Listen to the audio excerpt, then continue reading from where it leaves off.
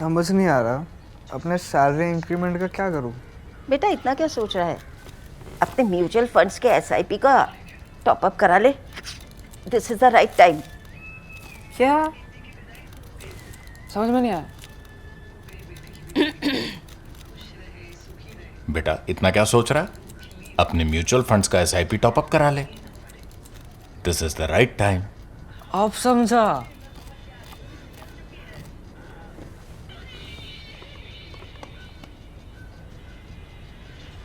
Mutual fund investments are subject to market risks. Read all scheme related documents carefully. नमस्कार, the prim में आपका स्वागत है। मैं पूर्वा मंधानी, मेरे साथ हैं हमारे editor in chief Shekhar Gupta और हम दोनों आपके सामने हमारे साप्ताहिक शो शेखर से सवाल का एक नया ताज़ा तरीन एपिसोड लेकर एक बार फिर हाजिर हैं। आज के एपिसोड का आप सभी को स्नैपशॉट दे दूं। हमें सवाल आए हैं आज भारत की रक्षा क्षमता को लेकर, शेखर के एक सीटीसी को लेकर हमें सवाल आए हैं, भारतीय राजनीति से जुड़े हुए और क्रिकेट से भी जुड़े सवाल आए हैं। शेखर, सवालों से शुरुआत करते हैं। पहला सवाल है विभव कावूरी का। वो बोल रहे हैं कि तेजस मार्क 1A की डिलीवरी में हो रही लंबी देरी के बारे में आप क्या सोचते हैं, खासकर तब जब आईएएफ ने हाल को और रियायतें दी हैं। क्या हमें प्राइवेट सेक्टर से तेजस का प्रोडक्शन शुरू करने और टेक्नोलॉजी पूरी तरह से उन्हें ट्रांसफ़र करने पर विचार करना चाहिए, क्योंकि एचएएल एक पीएसयू है और आईएएफ के लिए समय पर कुछ भी डिलीवर न करने का उसका पुराना रिकॉर्ड रहा है। देखिए, आपकी बात बिल्कुल ठीक है और अच्छी बात यह है कि एचएएल के लिए अब कंपटीशन तैयार हो रहा है। लेकिन जिसको बोलते हैं ना, जैसे अंग्रेजी में you can't change boats in mid stream. जब आप नदी में बाढ़ आई हुई है और आपकी नाव चल रही है और आप सोचें कि आपकी नाव तेज़ नहीं चल रही है, दूसरी तेज़ चल रही है, तो आप उसमें एक नाव से दूसरे में शिफ्ट नहीं होते। उसमें खतरा ज़्यादा होता है, डिले का भी चांस ज़्यादा होता है या गिर जाएँ, जो भी हो। तो अभी ये आप एचएएल के नाव में बैठे हुए हैं, इमीडिएटली इससे नहीं हट सकते, क्योंकि उसने काफ़ी जहाज़ कई तो बना के रखे हुए हैं, ढांचे बना के रखे हुए हैं, कईयों के इंजन भी फिट किए हुए हैं। इसमें जो समस्या आ रही है वो रेडार की, इसमें इजरायली रेडार है। वो रेडार और जो इलेक्ट्रॉनिक वॉरफेयर स्वीट है और साथ में कुछ ऐसे हथियार हैं जो डीआरडीओ ने बनाए हैं, उनका आपस में इंटीग्रेशन नहीं हो रहा है, जिसको हम कहते हैं कि एक सॉफ्टवेयर दूसरे सॉफ्टवेयर से बात नहीं कर रहा है। तो वो एक पेचीदा समस्या है जिसमें फंस गया है। एचएएल का रिकॉर्ड कोई इतना ज़बरदस्त नहीं है और हर मोनोपोली के साथ ही होता है। सारी मोनोपोलीज खराब होती हैं और सरकारी मोनोपोली सबसे खराब होती हैं। और इस केस में ना सिर्फ एचएएल सरकारी मोनोपोली है, लेकिन उसको खरीदने वाली भी सरकारी एक मोनोपोली है। तो अभी काफ़ी समय से बात समझ आ गई थी कि ये एचएएल मोनोपोली का गलत फ़ायदा उठा रही है। वहाँ बहुत इनएफिशिएंसीज, डिलेज और सब फौज बहुत उससे टेंशन में थी। ना सिर्फ एयरफोर्स, लेकिन आर्मी और नेवी की ज़रूरत भी है, खास करके हेलीकॉप्टर्स की। सब परेशान थे। अब जैसे कि हमारा एक मेन हेलीकॉप्टर है जो आर्मी, नेवी, एयरफोर्स तीनों इस्तेमाल करते हैं। वो उसका नेवल वर्जन कितने दिन से बंद पड़ा है। पहले तो उसका सारा ही ग्राउंड कर दिया था, फिर कहा कि अब सिंदूर हो गया तो हम एक सिलेक्टिव तरीके से उसको शुरू कर रहे हैं। उसको शुरू किया लाइट यूटिलिटी हेलीकॉप्टर, 4-5 महीने से उसका ट्रायल फ्लाइट ही नहीं हुई है, प्रॉब्लम्स हो रही हैं। तो एचएएल के पास बहुत बड़ी ऑर्डर बुक है, क्योंकि मोनोपोली सारे ऑर्डर उनको ही मिले। तो अब जब भारत सरकार ने एमका की बात की तो मौके का फ़ायदा उठाया कि इस चक्कर से प्राइवेट सेक्टर को स्केल पे लेके आते हैं। क्योंकि प्राइवेट सेक्टर को ये कहना कि वो तेजस के एक विंग बना रहे हैं या तेजस के फ्यूजलाज के 4 कंपनियां एक एक हिस्सा बना रही हैं, वो एक अलग बात है। लेकिन पूरा सिस्टम बनाना, इंटीग्रेट करना, वो एचएएल के लिए चैलेंज होता है। नहीं तो आप सिर्फ एचएएल के लिए वेंडर होते हैं।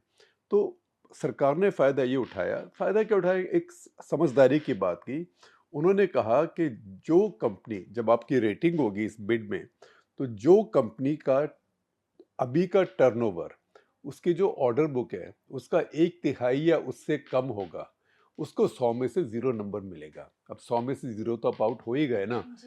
चाहे आप जितनी भी पीएसयू का बेनिफिट मांग ले, वो नहीं चलेगा। तो अभी जो स्थिति है एचएएल की, पिछले साल का उसका टर्नओवर करीब 32,000 करोड़ है। साल का इस बात पे निर्भर करेगा कि वो कितने तेजस डिलीवर कर पाते हैं। तो 32,000 करोड़ का टर्नओवर है और 2,54,000 करोड़ के ऑलरेडी ऑर्डर्स हैं। अगर इस रफ्तार से खरामा खरामा चलते रहे तो करीब 8-10 साल तो उनको यही ऑर्डर देने में लग जाएंगे। तो उनको अब और नहीं मिल रहा, उनको और नहीं मिल रहा। और एक बड़ी कंपनी को, किसी को सारे बिड्स आए हैं, उसको ये एमका का बड़ा एक प्रोजेक्ट मिलेगा। अभी इतना बड़ा ऑर्डर नहीं है, अभी प्रोटोटाइप का ही है, लेकिन उससे फिर कैपेबिलिटी डेवलप होगी ताकि 5th जनरेशन एयरक्राफ्ट जो हमारा है वो प्राइवेट सेक्टर में बनेगा। जी तो ये ऐसे ही C295 जो ट्रांसपोर्ट एयरक्राफ्ट है वो भी प्राइवेट सेक्टर में बना है टाटा की पार्टनरशिप के साथ। ये भी जब इस एयरक्राफ्ट बनाने की बात आई थी, तब भी उस समय जो HAL के चेयरमैन थे, उन्होंने रक्षा मंत्री को खत लिखा था इसके ऊपर प्रोटेस्ट करते हुए कि आप प्राइवेट सेक्टर को क्यों दे रहे हैं, हम ये भी बना सकते हैं। तो वो एक मोनोपोली माइंडसेट था, वो मोनोपोली माइंडसेट तोड़ा जा रहा है। और आपकी बात बिल्कुल ठीक है, ये करना बहुत ज़रूरी है क्योंकि एयरफोर्स तो खास करके बहुत सफ़र कर रही है इसके कारण। शेखर, डिफेंस से जुड़े दो और सवाल लूंगी। एंडल पूछ रहे हैं कि इस हफ्ते एक open air RCS training range में एमका मॉडल या मॉकअप की सैटेलाइट इमेज को लेकर कमांडो कॉमिक यूट्यूब चैनल्स पर काफ़ी हलचल रही है, इसलिए हम जल्द ही एक प्रोटोटाइप की उम्मीद कर सकते हैं। क्या ऐसी तस्वीर का सच में ये मतलब है कि हम एमका के प्रोटोटाइप स्टेज के करीब हैं, या ये सिर्फ असली फिजिकल सोफिस्टिकेशन, माफ कीजिएगा, स्पेसिफिकेशन के आधार पर बनाया गया मॉकअप या मॉडल है? अगर हम सच में एम का प्रोटोटाइप के करीब हैं, भले ही वह सिर्फ मॉकअप स्टेज पर हो, जो तेजस मार्क 2 के लिए भी अभी तक नहीं देखा गया है, तो हम उस तथाकथित तेजस मार्क 2 प्रोग्राम को क्यों जारी रखे हुए हैं, जो जून 2026 तक आते आते जाहिर तौर पर पुराना, आउटडेटेड या इरेलीवेंट हो चुका है। इसी बीच ऐसा लगता है कि हैल ने तेजस मार्क 1A प्रोग्राम के लिए हैदराबाद की एक कंपनी के खिलाफ धोखाधड़ी का मामला दर्ज कराया है। क्या रक्षा मंत्रालय का किसी भी प्रोजेक्ट से जुड़ी चीजों पर कोई नियंत्रण है? देखिए, डिफेंस मैन्युफैक्चरिंग में ऐसी बातें होती हैं क्योंकि बहुत कॉम्प्लेक्स मैन्युफैक्चरिंग होती है। मैं आपका आखिरी सवाल पहले उसका जवाब दे रहा हूँ। जो ये नट्स एंड बोल्ट्स जो ज़्यादातर क्रैश होते हैं या जी। एक्सीडेंट्स होते हैं, वो नट्स एंड बोल्ट्स टाइप ऐसी चीज़ों से ही होते हैं। तभी हर जगह लिखते हैं, आप एयर बेस पे भी जाइए, वहाँ पे लिखा होता है सावधानी हटी दुर्घटना घटी। तो ये एक जो मैन्युफैक्चरिंग इंटीग्रिटी है, हर चीज़ ठीक होनी चाहिए। मैं आपको इसका एक उदाहरण देता हूँ। इंडियन एयरफोर्स में काफ़ी समय पहले की बात है कि 3 मिग-29 क्रैश हुए। 3 मिग-29 जो क्रैश हुए, उन ये रशिया से आए थे। उन तीनों में एक ही चीज़ हुई कि उसका जो टेल प्लेन था, टेल फिन, वो टूट गया फ्लाइट में। 2 पायलट्स की बदकिस्मती से अनफॉर्चुनेटली मौत हो गई, जी। 1 बच गए। लेकिन जब तक उसकी इन्वेस्टिगेशन हुई तो मालूम पड़ा कि उसके भी जो नट्स एंड बोल्ट्स थे वो ठीक से फिटेड नहीं थे, और ठीक क्वालिटी के नहीं थे, और ठीक ठीक से फिटेड नहीं थे। अब इतने 100 करोड़ का जहाज़ हो, कितने 100 करोड़ का पायलट हो, और वो छोटी सी बात से वो गया। तो जो तीसरे पायलट जो बचे थे, वो पायलट अभी इंडिगो के साथ उड़ाते हैं, एयरबस उड़ाते हैं। वो हमारे एयर कमोडोर जसजीत सिंह जो थे, IDSA के हेड थे, हमारे इंडियन एक्सप्रेस में हमारे consulting editor for strategic affairs भी थे, उनके लड़के हैं। तो उन्हीं से ये कहानी मुझे पता है। उनके दूसरे लड़के संजय जसजीत सिंह जो कि नेवी में थे, इस समय USI यूनाइटेड सर्विसेज इंस्टीट्यूशन उसके हेड हैं। तो आप देखिए, ये छोटी-छोटी चीज़ों से इतना फ़र्क पड़ता है। एमका का प्रोटोटाइप से भी आप बहुत दूर हैं। देखिए, मॉडल तो कोई भी बना सकता है, और आप आजकल तो AI है, आप बोलिए तुम्हारा परफेक्ट है, अभी उड़ के दिखा देगा, अब उसको उड़ा भी देंगे। अब कल देखिए, पाकिस्तान से किसी ने बड़ा अपनी तरफ से लिबरल पोस्ट डाली, और उसने कहा कि एक समय था 1987 में, जबकि एक हमारा फ्रेंडली मैच हो रहा था, एग्ज़िबिशन मैच, इंडिया पाकिस्तान का, इमरान खान कैप्टन थे, और पाकिस्तान के 2 प्लेयर लंच के बाद आए नहीं, जावेद मियांदाद और मेरे ख्याल कोई कुछ होगा यूजुअल सस्पेक्ट इज़मामुल हक टाइप, जो थोड़े पैसेंजर्स थे, ज़्यादा मेहनत नहीं करनी थी, वो आए नहीं। तो पाकिस्तान के पास फील्डर्स की कमी हो गई, तो उन्होंने देखा कि आसपास वो साथ वाले कोई पिच के ऊपर कुछ बच्चे खेल रहे हैं, तो एक बच्चे को बुला लिया। तो वो बच्चा था सचिन तेंदुलकर, और वो पाकिस्तानी जर्सी पहन के उसने फील्डिंग करी। तो अब उसमें है कि इतना सा सच है हम्म। कि ये हुआ था, और ये बात तेंदुलकर ने अपनी ऑटोबायोग्राफी में भी लिखी है कि ये हुआ था, तब वो 13 साल के थे। लेकिन इस महाशय ने जो फोटो लगाई, वो फोटो आज के तेंदुलकर की है, तो आप देखते हैं कि वो क्लीन शेवन है। जब तेंदुलकर की डेब्यू हुई थी, तब वो शेव भी नहीं करते थे अभी। तो मैं आपको फ़ोटो दिखा रहा हूँ, देखिए आपको दिखेगी ये फ़ोटो, ये उनके डेब्यू सीरीज़ की फ़ोटो है। मैं भी उसमें बैठा हुआ हूँ, शायद मेरे ऊपर लिपस्टिक लगी हुई है, सचिन तेंदुलकर के ऊपर भी कुछ मूछ दाढ़ी लगाई हुई है। तो एक सैटरडे क्लब था इंडियन टीम में, जब पाकिस्तान जाते थे, पाकिस्तान में कहीं बाहर तो जाने का मौका नहीं था, कोई एंटरटेनमेंट नहीं था, कोई पार्टियाँ वार्टियाँ नहीं होती थी, सेफ्टी का इशू भी था। जी। तो अपना दिल बहलाने के लिए हर सैटरडे को सैटरडे क्लब बोलते थे। तो शाम को मिले प्लेयर्स और जो ट्रैवलिंग प्रेस होती थी वो भी मिलके, कोई उसमें लिपस्टिक लगाता था, कोई उसमें बिंदी लगाता था, कोई उसमें दाढ़ी लगाता था। आप देखिए श्रीकांत श्रीकांत भी हैं, वो इस सीरीज़ में कैप्टन थे। ये सीरीज़ भारत ने ड्रॉ की थी, सारे टेस्ट मैच ड्रॉ हुए थे। वो तेंदुलकर की डेब्यू सीरीज़ थी, तब तो उनको बिल्कुल भी दाढ़ी का कोई चांस नहीं था, स्टबल का चांस नहीं था। तो उसकी करंट फ़ोटो लेके और पाकिस्तान की करंट जर्सी जिसमें आज के स्पॉन्सर्स हैं, हम्म। जो उस टाइम शायद कंपनीज एग्जिस्ट नहीं करती थी और डेफिनेटली स्पॉन्सर्स नहीं थी। बल्कि मुझे ये भी नहीं पता कि 87 में कौन सी यूनिफॉर्म पहन के खेल रहे थे, लेकिन वो फोटो लगा दी है वहाँ पे। अब वो एकदम पता है कि ये फ्रॉड फोटो है, जाली फोटो है। लेकिन अब किस किस को आप समझाएंगे? अगर अगर वो कर सकते हैं तो एम का जिसको जैसा पसंद आए वो बोलेगा ये मेरा एम का। अगर इतना ही आसान होता तो इतना लंबा कॉन्ट्रैक्ट क्यों होता? ये 10 साल का प्रोजेक्ट है। 10 साल के बाद तो प्रोटोटाइप फ्लाई करेगा। अभी बहुत समय लगता है इन चीज़ों के अंदर और बहुत पेचीदा मामले होते हैं। उसमें सॉफ्टवेयर के मामले होते हैं, मटेरियल्स के मामले होते हैं, कंपोजिट्स के मामले होते हैं, सब चीज़ें इधर-उधर से जोड़नी पड़ती हैं। तो अभी कोई तैयार नहीं है। हाँ, ठीक है, कई तरह के एक विजुअलाइज़ेशन तैयार है। आपको ये फ़ोटो मैं दिखाऊँगा। मैं गया था एडीए के पास, एयरक्राफ्ट डेवलपमेंट एजेंसी, और 2 साइंटिस्ट जो काम कर रहे थे उस समय तेजस प्रोजेक्ट में, उनके साथ मैंने एक वॉक द टॉक रिकॉर्ड किया था। तो वहाँ मैंने देखा था एक मॉडल था जो उनकी इमेजिनेशन थी कि एम का ये हमारा इस तरह का बनेगा। तो ये नहीं कि कल को वही बन जाएगा। अभी बहुत लंबा इसमें रास्ता तय करना है। शेखर, अगला सवाल राहुल सिट शाह का है। बोल रहे हैं, अगर भारत अपनी मौजूदा जीडीपी ग्रोथ और डिफेंस पर खर्च करने की योजनाओं को जारी रखता है तो अगले दशक में वे डिफेंस पर $1 ट्रिलियन से ज़्यादा खर्च करेगा। इसके बदले उसे जो मिलेगा वे बहुत कम है, शायद 150 के आसपास 4.5 जनरेशन के रफ़ाल, शायद 3 मीडियम साइज़ के एयरक्राफ्ट कैरियर जिनमें आम एयरक्राफ्ट होंगे सिवाय एक के जिसमें रफ़ाल होंगे, एसएसबीएन और एसएसएन का एक सेट जो अच्छा है, और शायद कुछ और एयर डिफेंस सिस्टम। लेकिन मॉडर्न वॉरफेयर को तय करने के लिए नए हथियार और क्षमताएं शायद ही मिले। अब उन्होंने एग्जाम्पल्स भी दिए हैं इसके, जिसमें ह्यूमनॉइड रोबोट की भी वो बात कर रहे हैं। बोल रहे हैं, अगले दशक के आखिर में भी भारत के पास ऐसी सेना होगी जो दूसरे विश्व युद्ध के समय जैसी होगी। क्या ये पैसे की सही वैल्यू है? क्या मॉडर्न बनने का कोई तरीका नहीं है, या हमेशा की तरह क्या युद्ध में हार शायद चीन से ही भारत को उसकी नींद से जगाएगी? नहीं, देखिए ऐसी बात तो नहीं सोचनी चाहिए, क्योंकि भारत कॉन्स्टेंटली हॉस्टाइल एनवायरनमेंट में रहता है, क्योंकि हमारे दोनों पड़ोसी हमें परेशान करते हैं। एक एक्टिवली परेशान करता है, दूसरा उसको यूज़ करता है।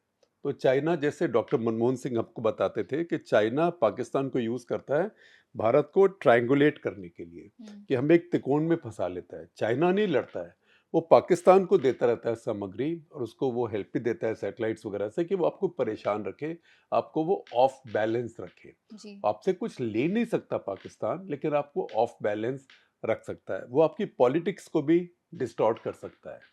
तो ये एक समस्या तो हमारी है। जहाँ तक डिफेंस बजट की बात है, देखिए आप हमें समझने की बात है।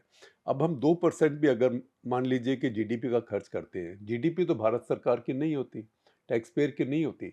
जीडीपी में तो अपूर्वा की सैलरी है, जीडीपी में तो हमारी जो प्रोड्यूसर सामने बैठी हैं साकिबा, उनकी सैलरी भी है, उनकी सेविंग्स के ऊपर जो इंटरेस्ट आ रहा है, आपकी सेविंग्स के ऊपर वो भी जीडीपी का पार्ट है। नीचे जो पान सिगरेट वाला है उसकी कमाई है, वो भी जीडीपी का पार्ट है। जो उबर चला रहा है आपका, जो उसकी कमाई है वो भी जीडीपी का पार्ट है। उबर को जो पैसे मिले इंडिया में वो भी जीडीपी का पार्ट है। तो जीडीपी सारे देश की इनकम होती है। तो ये कहना कि जीडीपी का हम 5% क्यों नहीं खर्च करते? 2% जीडीपी ऑलरेडी करीब 13.5% हमारे बजट का होता है। तो अगर और खर्च करेंगे तो आप कहाँ से निकालेंगे? आप शिक्षा से निकालेंगे, आप सेहत से, हेल्थ से निकालेंगे, आप रूरल डेवलपमेंट से निकालेंगे, आप फूड सब्सिडी से निकालेंगे, आप फर्टिलाइज़र सब्सिडी से निकालेंगे, क्योंकि सरकार का जो बजट है उसका बहुत बड़ा हिस्सा तो ब्याज देने में चला जाता है। तो पैसा अनलिमिटेड नहीं होता। जैसे डॉक्टर मनमोहन सिंह, मैंने उनकी बात की तो दोबारा उनकी एक और बात कह देता हूँ। उन्होंने कहा था, वो पंजाबी स्टाइल हिंदी बोलते थे, उन्होंने कहा था रुपया दरख्तों पे नहीं लगता है ना, money doesn't grow on trees. तो वो सब लिमिटेड होता है, उसको खर्च ठीक से करना होता है। समस्या हमारे यहाँ क्या हुई है कि बीजेपी ने जब नरेंद्र मोदी कैंपेन कर रहे थे 2013 में शुरू किया, जब वो कैंडिडेट बन गए, तो उन्होंने एक साफ वायदा कर दिया कि मैं आते ही one rank one pension implement करूंगा। तो उसके लिए जो स्टाफ वर्क होना चाहिए था वो नहीं किया गया कि इसकी इम्प्लीकेशन क्या होगी। अब वो कर तो दिया क्योंकि वायदा था। अब करने से डिफेंस बजट का बहुत हिस्सा उसमें जाना शुरू हो गया। अभी भी, ये तो 2015 में किया था, अब 11 साल हो गए, अभी भी जो सबसे बड़ा एलिमेंट है हमारे डिफेंस बजट में वो डिफेंस पेंशन्स है। पहले डिफेंस पेंशन्स है, फिर डिफेंस सैलरीज है। तो पेंशन्स हमारी लगातार सैलरीज और अलाउंसेस से ज़्यादा है। वो क्यों? क्योंकि एक तो पेंशन आपकी इतनी बढ़ गई, मैं ये नहीं कहता कि नहीं बढ़नी चाहिए। हमारे जो निवृत्त अधिकारी सैनिक हैं उनको जो मिल सकता है वो भारत सरकार को देना चाहिए, वो डिजर्व करते हैं। लेकिन वो बढ़ गई आपकी सैलरी से, और इस समय लाइफ एक्सपेक्टेंसी बढ़ रही है, लोग लंबा जी रहे हैं क्योंकि हम तो पोस्ट स्टैटिन जनरेशन है, सबकी आर्टरी साफ रहती हैं एक गोली खा के, और ये तो सब फौजी हैं वैसे भी फिट होते हैं। तो वो लॉन्ग टर्म लाइबिलिटी है। वो अब भारत सरकार कुछ घबराई, खास करके ऑप सिंदूर के बाद घबराई, इसलिए कि मालूम पड़ा कि अगर आप पेंशन निकाल दें, फिर सैलरीज निकाल दें, और फिर जिसको हम रेवेन्यू बजट कहते हैं, जी। रोज़ आपको पेट्रोल है, डीजल है, किराया है, आपकी जो सेनाएं बैठी हैं उनके लिए खाना पीना है, आप बंकर बना रहे हैं, आपके पास वेयर एंड टेयर है, आप टैंक चला रहे हैं एक्सरसाइज में, उसका ट्रेड टूट गया, उसकी मेंटेनेंस करनी है, वो सारा खर्चा जो होता है वो भी करीब 1 लाख करोड़ है। तो आपके पास जो कैपिटल बजट था जिससे आप कुछ खरीदते हैं, वो तो करीब 80,000 85,000 करोड़ ही बचता था। उसको इस साल बढ़ा के करीब 1,30,000 करोड़ किया गया है। मेरा सोचना यह है कि अगर भारत सरकार को पेंशन ओआरओपी करना था, जो कि उन्होंने वायदा किया करना था, तो किया, ठीक है, अच्छा किया, लेकिन उसको फिर ऑफ डिफेंस बजट कर देना था। उसके लिए एक अलग प्रोविजन बनानी चाहिए थी। पाकिस्तान, अब देखिए, मैं नहीं कहता पाकिस्तान का उदाहरण हम लें लेकिन पाकिस्तान अपनी डिफेंस बजट में कभी भी पेंशन को नहीं आने देता, बल्कि मुझे ये भी नहीं लगता कि अपनी सैलरीज को वो पूरा आने देता है। इसलिए वो शोर करते हैं हमारा 10 बिलियन का बजट, इंडिया का 90 बिलियन का बजट। खैर, एक तो इंडिया को पाकिस्तान और चीन दोनों से देखना है, लेकिन दूसरी बात ये भी है कि भारत का सारा बजट एक जगह है। तो वो बजट हमारा स्ट्रेन में आ गया पेंशन्स के इतना बढ़ जाने से, और अभी तक वही एब्जॉर्ब नहीं हो पा रहा है, और उसी की वजह से फिर जल्दी में अग्निवीर स्कीम लानी पड़ी, क्योंकि आगे जाने से, आगे फ्यूचर में, भविष्य में पेंशन का बर्डन और ना हो। लेकिन अग्निवीर स्कीम का अभी इम्पैक्ट पेंशन पे नहीं होगा, अभी लैग होता है इन चीज़ों में, क्योंकि अभी भी सैनिक और रिटायर हो रहे हैं पहले वाले, और पेंशन और ऐड होती जा रही है। तो ये एक ट्रैप है जिसके लिए मोदी सरकार को एक अलग प्रोविज़न बनाना चाहिए था। इसका ओवरहैंग जो है ये आपके डिफेंस एक्विजिशंस के ऊपर पड़ गया, और दूसरा जो हमारे प्रोसीडर्स थे वो इतने पेचीदा थे कि उसके अंदर कोई भी हिम्मत नहीं करता था कुछ खरीदने की। वो कुछ हद तक अभी ठीक हो रहे हैं, लेकिन उसमें भी समय लग रहा है, क्योंकि हमारे रक्षा सचिव ने पहले कहा था कि डिफेंस परचेज प्रोक्योरमेंट प्रोसीजर 2025 अभी आ जाएगा, 25 की जगह 26 में आया, वो भी ड्राफ्ट आया है कि अभी डिबेट हो रही है। तो हमारा देश जो है ना, हम कई बार इंटरनल डिबेट में, या जिसको कहते हैं एनालिसिस पैरालिसिस, उसमें फंस जाते हैं। शेखर, अगला सवाल राधिका घोष का है। वो बोल रहे एपिसोड 1849 के लिए धन्यवाद। मुझे याद है कि आपने पहले एक वीडियो में कहा था कि ये हमला पाकिस्तान की सेना में किसी बहुत सीनियर अधिकारी, शायद खुद फील्ड मार्शल आसिम मनीर के आदेश से हुआ होगा। क्या इस एपिसोड में चर्चा किए गए दस्तावेज में कोई ऐसा सबूत है, संकेत या जिक्र है जो सीधे या इनडायरेक्टली इस तरह के कनेक्शन की पुष्टि कर सके? देखिए, इसमें कोई ऐसा नहीं है कि जो पाकिस्तान के किसी आला अधिकारी के पास पहुंचा है, क्योंकि ये सब चीज़ें, सारे मैकेनिज्म सब सब कटआउट्स के साथ करते हैं। जी ये सब पास्ट मास्टर्स हैं, इसमें कोई नई बात नहीं है। लेकिन ये जो एक आदमी साजिद जाट जो वहाँ ट्रेस हुआ है डिजिटल एविडेंस से, ये वही कहानी है। हर लश्कर या जैश अटैक की यही कहानी है कि ये वहाँ पे एक हैंडलर के पास जाके रुकती है, फिर वो हैंडलर पे आप नज़र रखते हैं।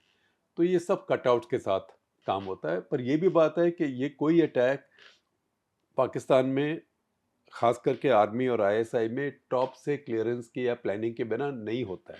इसलिए मैंने हमेशा कहा है, बार बार कहा है, शुरू में मैं कहता था, लोग कहते थे नहीं ज़्यादती है, एग्जैजरेट कर रहे हो, लेकिन अब सब मानते हैं, सब उस बात को कहते हैं। मैंने हमेशा कहा कि लश्कर तैयबा और जैश ए मोहम्मद ये नॉन स्टेट एक्टर्स नहीं हैं, ये पाकिस्तानी आर्मी के रेजिमेंट्स हैं, उनकी स्पेशल फोर्सेस हैं। सिर्फ ये है कि यूनिफॉर्म की जगह वो मुफ्ती में काम करती है, मतलब सिविलियन कपड़ों में काम करती हैं। वो बिल्कुल फुल्ली उनके कहने से काम करती हैं। बल्कि मैं आपको एक बात बताता हूँ, 2002 में जबकि ऑप पराक्रम शुरू हुआ और वाजपेयी जी ने सारी फोर्सेस को मोबिलाइज करके बॉर्डर पे डाल दिया, तब पाकिस्तान के एक बहुत आला डिप्लोमेट जो मेरे बहुत पुराने मित्र थे, उन्होंने मुझे कहा था कि देखो पार्टनर, अब इस बार अगर जंग होगी ना तो हम तो खैर मारे जाएंगे, कोई बात नहीं, लेकिन तुमको भी बहुत तबाह करेंगे, क्योंकि हमारे 1.5-2 लाख लोग आर्म्ड बॉर्डर क्रॉस करके आपके गांव में आ जाएंगे और वहाँ हिंदुओं को मारेंगे। तो ये कौन लोग होते हैं? ये लोग जैश ए मोहम्मद, लश्कर तैयबा, जो पाकिस्तान के पास जो मिलिशियाज हैं, इनको वो अपना स्ट्रेटेजिक एसेट बना के रखते हैं। इसीलिए उनको हिलरी क्लिंटन ने कहा था कि आप सांप अपने फ्रंट यार्ड में रखें, बैक यार्ड में रखें और सोचें कि आपको आके बाहर आके नहीं काटेंगे, तो आप गलती कर रहे हैं, क्योंकि सांप तो अल्टीमेटली आपको आके काटेंगे ही। अब देखिए पाकिस्तान के साथ क्या हो रहा है, उनकी पश्चिमी सीमा के ऊपर जी वही तालिबान से वही लड़ाई है, चाहे उसे तहरीक तालिबान पाकिस्तान कह लीजिए या अफगान तालिबान कह लीजिए। तो ये पाकिस्तानी आर्मी की एक फितरत है और वो कभी इससे बाज नहीं आएंगे। शिखर, अगला सवाल विशाल कुमार यादव का है। बोल रहे हैं चीन +1 में वियतनाम और यहाँ तक कि इंडोनेशिया आगे निकल रहा है। क्या आपको लगता है कि हम compete कर पाएंगे, और वो भी इस राजनीतिक और सामाजिक माहौल में जहाँ हर दिन टैक्स के नियम बदलते हैं या बुलडोजर चलता है? देखिए, ये बात आपकी कुछ ठीक है कि हमारे यहाँ नियम बहुत ज़्यादा बदलते हैं, टैक्स के खास करके। रिफॉर्म का एक एसेंस क्या है कि टैक्सेशन शुड बी मॉडरेट, हम्म, मतलब रीजनेबल, ठीक होना चाहिए, और प्रिडिक्टेबल। अब हर साल ही अगर टैक्स आपका सिस्टम ट्रीटमेंट चेंज हो जाएगा, जैसे बॉन्ड्स के साथ हमने किया, इक्विटी के साथ किया, पहले डिविडेंड पे टैक्स नहीं था, फिर आपने लगा दिया। सबसे पहले चिदम्बरम ने सिक्योरिटीज ट्रांजैक्शन टैक्स लगाया, उसने कहा ये नीट टैक्स है, चाहे आप पैसा कमाएं चाहे आप पैसा गंवाएं, मैं इतना सा टैक्स ले लूँगा। तो ये नीट है, इलेक्ट्रॉनिकली हो जाएगा, कुछ प्रॉब्लम नहीं है। जी लेकिन इसके बाद कैपिटल गेन्स टैक्स कोई नहीं होगा। उसके बाद आप कैपिटल गेन्स टैक्स ले आए, फिर आपने कैपिटल गेन्स टैक्स को बढ़ा दिया इक्विटी के ऊपर, पहले शॉर्ट टर्म पे लगाया, फिर लॉन्ग टर्म पे लगाया, फिर उसको बढ़ा दिया। फिर आपने कहा बॉन्ड्स क्यों टैक्स फ्री हैं, बॉन्ड्स पे भी लगा देते हैं, बॉन्ड्स पे भी लगा दिया। फिर आपने कहा कि आपको इन्फ्लेशन बेनिफिट मिलता है, जिसको इंडेक्सेशन बेनिफिट बोलते हैं। तो किसी ने जाके बोला कि पब्लिक सेक्टर बैंक से बहुत रो रहे हैं कि हमारे पास डिपॉजिट नहीं आ रहे हैं, लोग तो बॉन्ड खरीद रहे हैं, तो बॉन्ड को फुली टैक्सेबल बना दिया। ना सिर्फ फुली टैक्सेबल बनाया, लेकिन ये भी कह दिया कि अब आपको इंडेक्सेशन बेनिफिट नहीं मिलेगा कैपिटल गेन्स पे। तो इसकी वजह से निवेशक भी और आम इंसान भी घबरा कर रहता है कि पता नहीं अगले साल क्या होगा, क्योंकि आर्थिक सुधार के बाद ये एक जो बजट की टेंशन होती थी वो ख़त्म हो गई थी, अब वो एक तरह से वापस आ गई है। शिखर, अगला सवाल नरेंद्र आर्या का है। वो बोल रहे हैं कि सरकार 30% एथनॉल वाले फ्यूल को बढ़ावा दे रही है, एक्साइज ड्यूटी में कटौती का भी ऐलान किया गया है, लेकिन अगर कार बनाने वाली कंपनियां ज़्यादा एथनॉल वाले फ्यूल के लिए अपनी बनी गाड़ियों की कीमतें ज़्यादा रखती हैं, तो शायद ये कामयाब ना हो। जब तक बड़ी संख्या में ग्राहक ये फ्यूल नहीं खरीदते, तब तक इसके लिए अलग डिस्पेंसिंग सिस्टम बनाना मुश्किल होगा। प्लीज़ बताएं कि भारत पेट्रोल से एथनॉल फ्यूल की ओर ये ज़रूरी बदलाव कैसे ला सकता है? देखिए, ये बात अभी डिबेट करने की है, क्योंकि ये डिबेट अभी सेटल नहीं हुई है। आपको मैं ट्वीट दिखाता हूँ एक स्क्रीन के ऊपर। अजय वीर जाखड़ पंजाब में बहुत बड़े किसान हैं।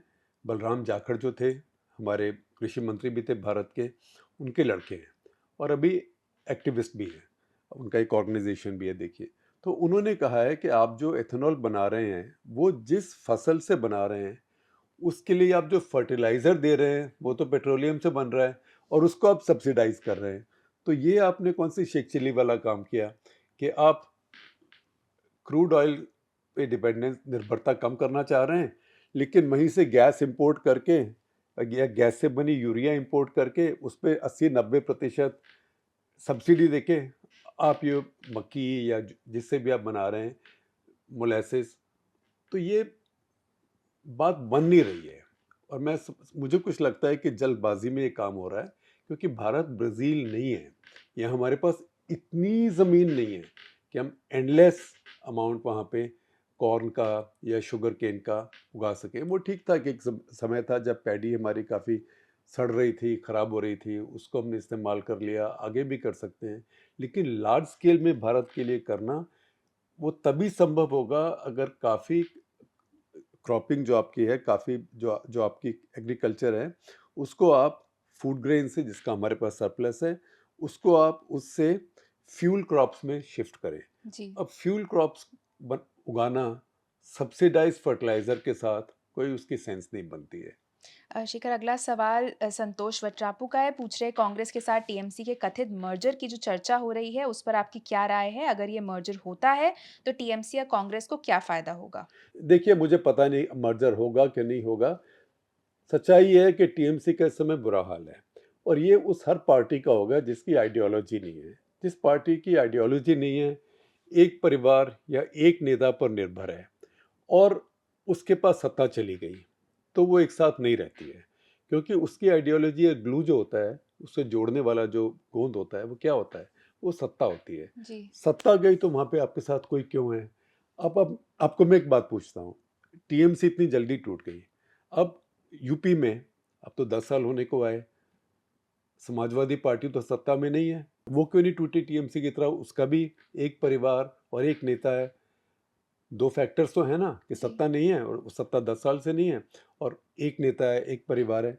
वो इसलिए नहीं टूटी कि उसकी फिर भी एक आइडियोलॉजी है, एक आइडियोलॉजी है, एक आइडियोलॉजिकल कमिटमेंट है, इसलिए वो अभी भी एक साथ है।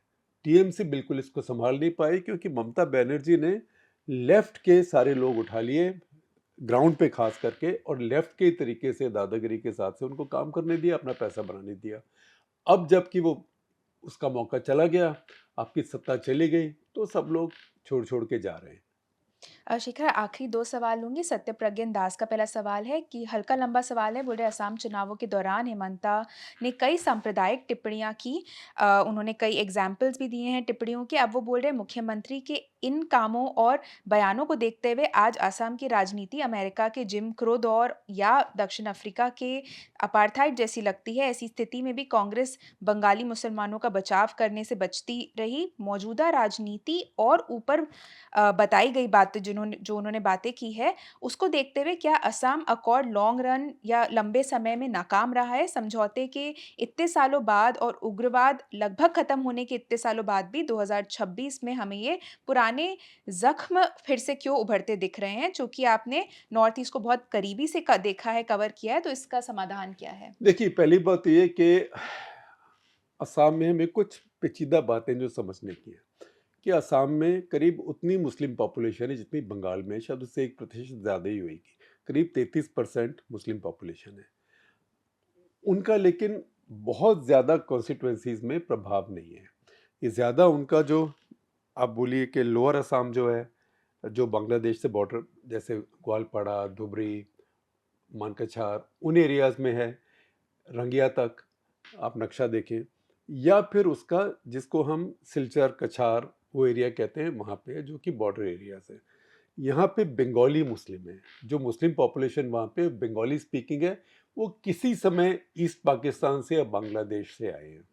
तो ईस्ट पाकिस्तान से, जो बाद में ईस्ट पाकिस्तान बना, जो सिलहट, मेमन सिंह डिस्ट्रिक्ट्स हैं, वहाँ से 1900 अर्ली 20वीं सदी से लोग आ रहे हैं। तो अगर आप सेंसस रिपोर्ट्स देखें ब्रिटिश समय की, 1911 की, 1921 की, 1931 की, उन सब में लिखा हुआ है कि वहाँ से बहुत लोग आ रहे हैं।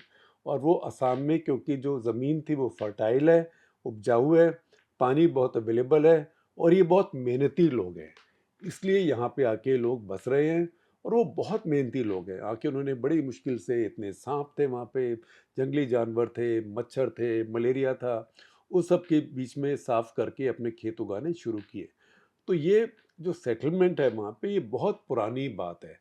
और ये CS मलन थे, एक ब्रिटिश सेंसस कमिश्नर, उनका एक नोट भी था, मुझे मिलेगा तो मैं अपूर्वा जी को दूंगा, आपके साथ शेयर करेंगे। उनका कोट मैंने अपनी जो किताब है असम अ वैली डिवाइडेड, उसमें एक चैप्टर में इस्तेमाल भी किया है उसको। तो उन्होंने कहा कि जहाँ पे भी कारकास, बड़ी कॉलोनियल टाइप लैंग्वेज लिखी है, कि जहाँ पे भी कोई कारकास होगा, मतलब कोई मरा हुआ जानवर होगा, वहाँ वल्चर आएगा, गिद्ध आएगा। जहाँ भी कोई खाली ज़मीन होगी, वहाँ पे मेमन सिंघिया आएगा। तो अंग्रेज़ थे, राज कर रहे थे, ऐसी लैंग्वेज यूज़ कर सकते थे। तो वो एक पुराना इतिहास है, लेकिन ये बंगाली स्पीकिंग मुस्लिम है। उसके साथ साथ असम के अपने नेटिव मुस्लिम हैं, जो असम में करीब 800-900 साल से वो एसमीज कल्चर में बिल्कुल घुले मिले हुए हैं। आप असम में जाएंगे तो मुसलमान का भी सेकंड नेम आपको सैकिया मिलेगा या हज़ारिका मिलेगा। फिर आप बोलेंगे कहाँ से आया, फिर आपको मालूम पड़ेगा कि असम में जो सेकंड नेम होता है वो ज़रूरी आपकी कास्ट नहीं होता, कास्ट डिनोमिनेट नहीं करता। ये टाइटल्स थे अहोम राजा के दरबार में। तो सैकिया मतलब 100 का कमांडर, जैसे कंपनी कमांडर। हज़ारिका हज़ार का कमांडर, जैसे बटालियन कमांडर। तो एक पहला बन गया मेजर और दूसरा बन गया लेफ्टिनेंट कर्नल।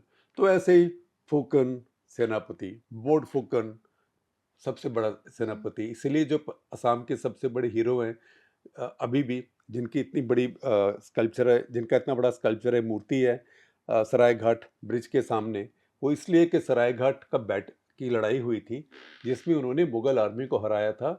वो लचित थे, तो वो भी Lachit Borphukan means commander in chief. तो असम की बहुत पेचीदगियाँ हैं। तो जो असम की अपनी कल्चर है उसमें हिंदू मुस्लिम बहुत मिले हुए हैं। खाना पीना, रहना, त्योहार, वो बहुत एक जैसे हैं।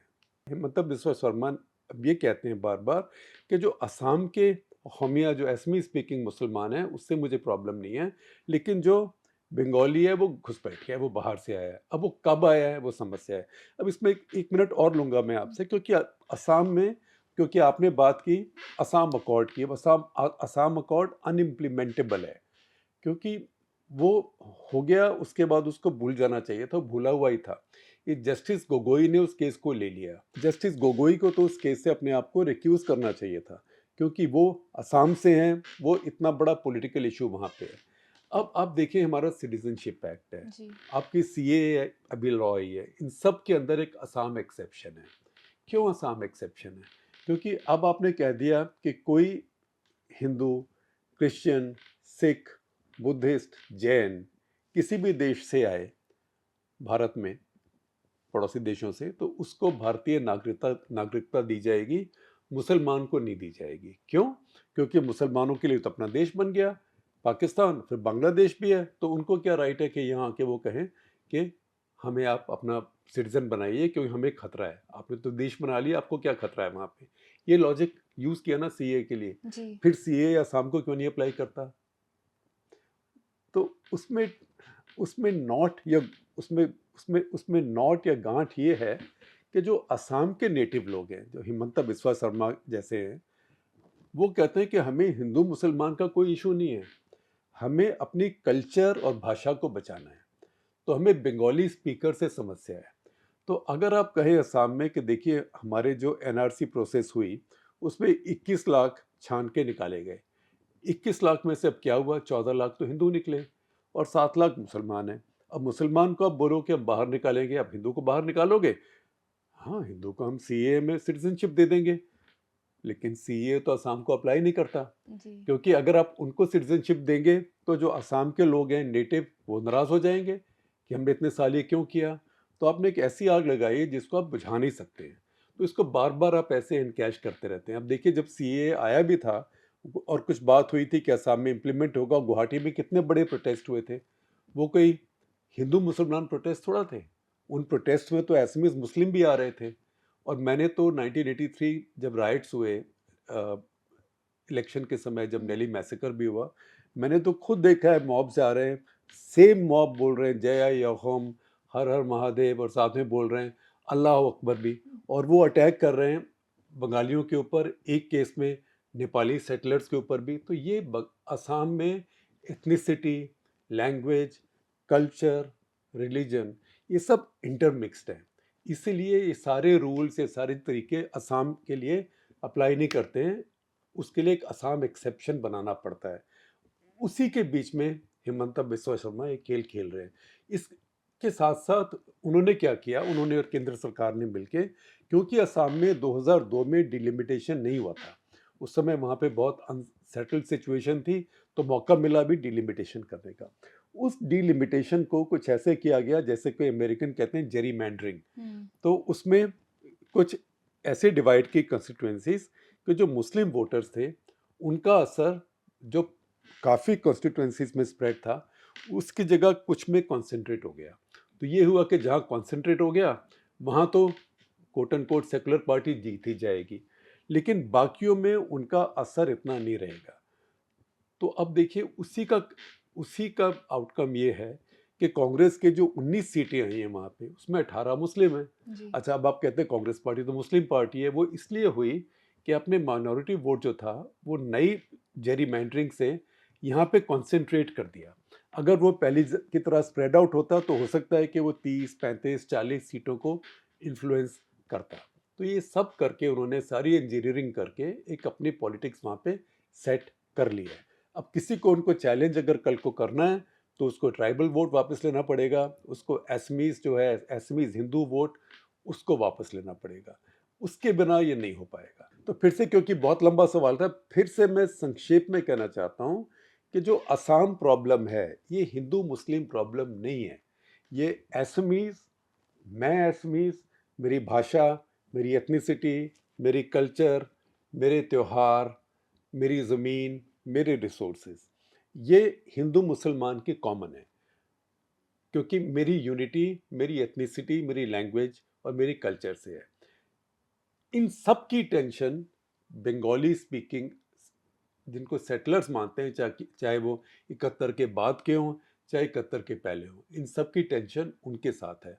और वही वहाँ पे जो पॉलिटिकल और इलेक्टोरल डिवीजन भी है, यही है। शेखर, आज का आखिरी सवाल लूंगी। आदित्य का क्रिकेट से जुड़ा सवाल है। बोल रहे श्रेयस अय्यर को T20 कप्तान बनाए जाने के बारे में आप क्या सोचते हैं? शुभमन गिल पर विचार क्यों नहीं किया जा रहा है, जबकि उन्होंने इस साल IPL में गुजरात टाइटंस को फाइनल तक पहुंचाया था? क्या सभी फॉर्मेट के लिए एक ही कप्तान होना बेहतर नहीं है? और फॉर्म के आधार पर वर्ल्ड कप जिताने वाले कप्तान को हटाए जाने को आप कैसे सही ठहराते हैं? देखिए, मैं कहूँगा कि कई बार मुझे कोई आर्ग्यूमेंट्स भी होते हैं अजीत अगरकर के साथ, लेकिन वो हार्ड डिसीजंस लेते हैं। तो किसी को कोई सीट के ऊपर अपना रुमाल रख के नहीं जा सकता कि मेरी है, मैं वापस आऊँगा तो यहीं बैठूंगा। ये एक इवॉल्विंग सिचुएशन है।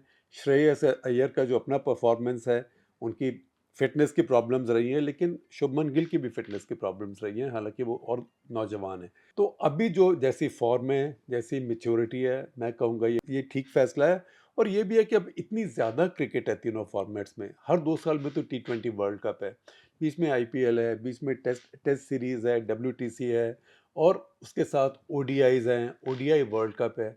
इस सब में ऑल फॉर्मेट कैप्टन इस समय चलने वाला नहीं है, क्योंकि फिटनेस के लिए भी, इंसान की बॉडी पर भी प्रेशर है, दिमाग पर भी प्रेशर है। और कई बार होगा कि अगर आप ऑल फॉर्मेट कैप्टन किसी को बनाएं तो हो सकता है कि वो किसी फॉर्मेट की टीम में फिट ना हो सकता है वो बहुत अच्छा हो T20 के लिए, लेकिन आपकी टेस्ट टीम में वो फिट ना हो, आपको इसीलिए फिट करना पड़े कि कैप्टन है। तो इन सब बातों के लिए फ्लेक्सिबिलिटी रखना बहुत ज़रूरी है, ख़ास करके क्योंकि अब इतनी ज़्यादा क्रिकेट हो रही है। चलिए, इसी बात पे हमारा आज का एपिसोड यहीं खत्म होता है। आशा करती हूँ आपको एपिसोड पसंद आया होगा। हमसे जुड़ने के लिए आप सभी का बहुत बहुत धन्यवाद।